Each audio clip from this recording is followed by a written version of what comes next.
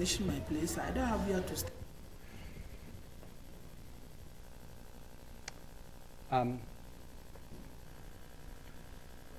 So that video comes from a website called slumstories.org, which is something that was set up by AI Netherlands to kind of capture the voices of and lived experiences of people living in slums, people living with inadequate housing around the world. Any reactions to this? Yeah, please.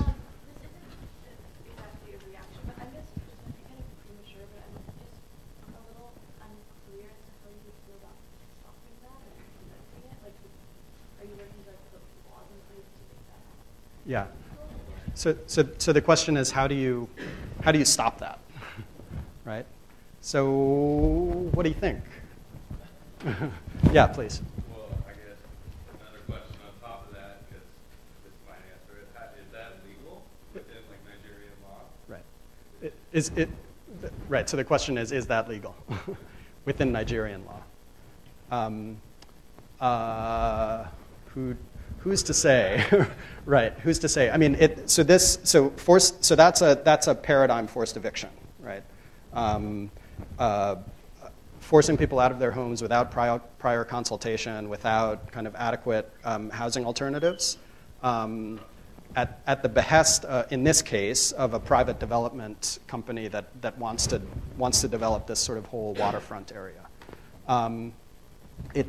It's illegal under international law. It's illegal in terms of under the human rights framework. And Nigeria is a state party to the ESCR covenant. So it's against the law. But there are laws and then there are laws, right? So the question is, the question I think still stands, how do you stop this? I don't know, any thoughts? Yeah, please.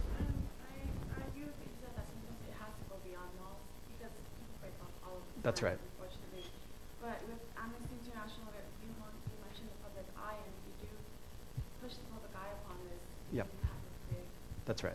fan base, That's right. member base. That's right. That's right. Or Yeah. private company. That's right. Public attention, right? In a nutshell, and that's, I mean, that's what Amnesty does, and that's those are the tools that we have to stop this kind of thing. So again, kind of evidence and people, right? So whether it's putting out reports about this kind of thing, whether it's video documentation, and then things like the Write-a-thon, right, where we get tens of thousands of letters being sent, in this case, to the president of Nigeria, asking him to make sure that it stops. It's proving to be effective. We've only been working on forced evictions for the last couple of years, but it's turning out that it works pretty well. These sort of bread and butter, letter writing, calling embassies, sending letters signed by Amnesty International section heads to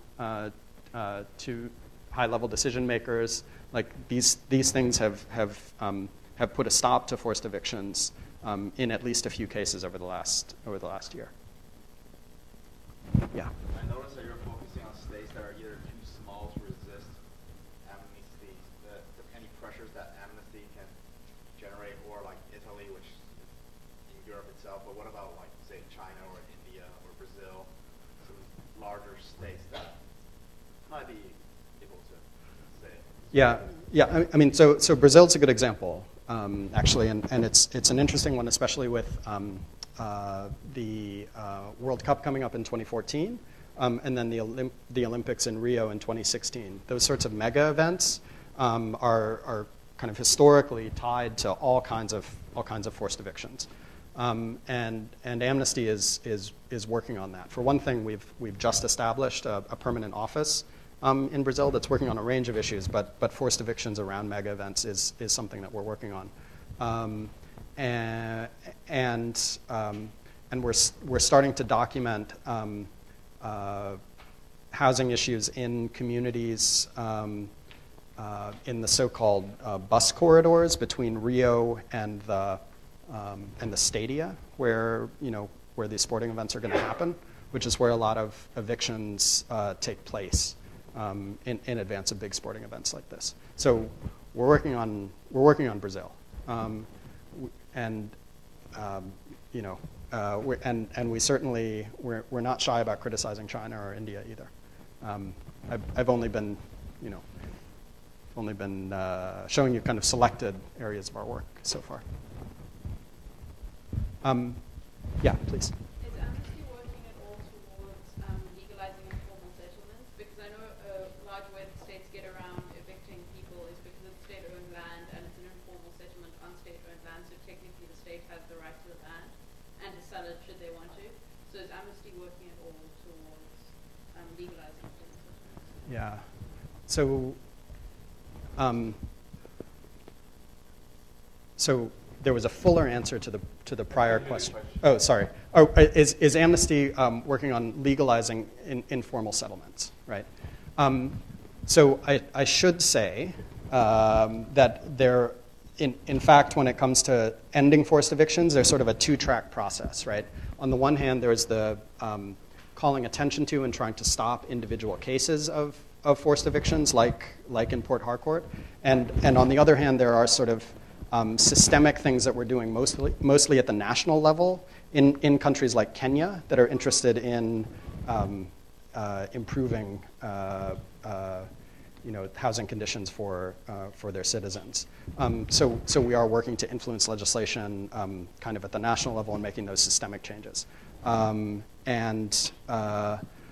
legalization of informal settlements is that is not something kind of in general that we're working on, but I think, depending on the country, that might be something that we weigh in on one way or the other. Okay. Oh, another question. Yeah, please. Another response to the video. Yeah. I think to me that video kind of spoke to Caroline's question earlier about what it means to demand dignity Yep. as a thing.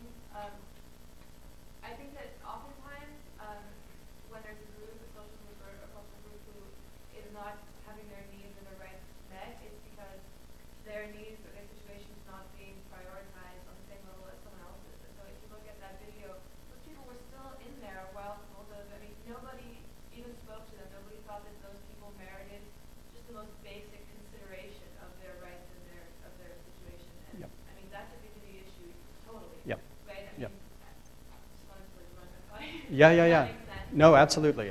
Right. So the comment was, the suggestion was, right. The video really brings out lack of inclusion and the way that plays into rights violations, right, and lack of participation, lack of consultation, lack of consent. I mean, right? These are people, right? These are human beings, right? And the point of that middle section of the video is, it may not be much, but that's their home, right? That's where all their stuff is. That's where they live. They wake up there every day. They go to sleep there every day, right? And absolutely, I mean, a part of the dignity of each and every person, a part of the human rights of each and every person is respecting that. And that means no forced evictions. So the question was asked earlier, what does it mean to say that housing is a human right? And the place to go for the long answer to that question is what's called General Comment 4 of the Committee on Economic, Social, and Cultural Rights. Right, so that these general comments kind of spell out in a way that's not exactly legally binding, but carries a lot of weight. Spells out what it means to say that housing is a human right, or that health is a human right, or that water and sanitation are human rights. And General Comment 4 lists a number of criteria for adequate housing, and a few of them are security of tenure, right? So that things like this can't happen. Availability of services, right? So inadequate housing is tied very closely to lack of access to other basic services and basic human rights like water, like police protection, that kind of thing. And affordability is another one, right? So these are poor folks, but adequate quality housing should be affordable. And then there's some other criteria as well, but those are a few. Again, the long answer would be in general comment 4. So what's Amnesty doing about this? In the Write-a-thon, which again is coming up soon, what we traditionally do, connected to any case, whether it's a prisoner of conscience or around some other issue, is you write a letter to a decision maker who can free the person or stop the abuse. And number 2, you show solidarity with the people whose rights are being abused or violated, right? So the paradigm thing would be, you write a letter to the president and you write a letter to the prisoner. In this case, we're writing a letter to President Jonathan, telling him to prevent these impending forced evictions in Port Harcourt. And number 2, we're showing solidarity with the residents of Port Harcourt through this website, people-live-here.org. And there's a photo petition, right? So people holding up signs with some key slogans on them. Housing is a human right. We support the waterfront communities, etc. This guy decided to dress up as Garfield and then take the picture, which you're welcome to do if you want. So these are kind of the two things that Amnesty is doing, trying to stop forced evictions going forward, and in the meantime showing solidarity with this community that's at risk. Okay. Any more thoughts or questions about the right to housing? And then I was going to jump to one other kind of priority project for us. Okay. So, Demand Dignity Campaign. We work on 3 things, as I said. We work on housing, we work on corporate abuses, and we work on health. Our priority corporate abuse project has to do with Shell in the Niger Delta. It just happens to be in Nigeria again. But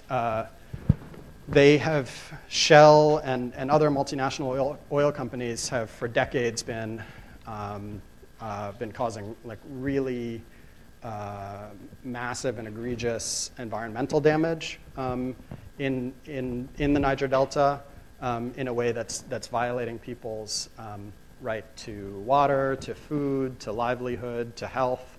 And we are trying to put pressure on Shell to put a stop to that.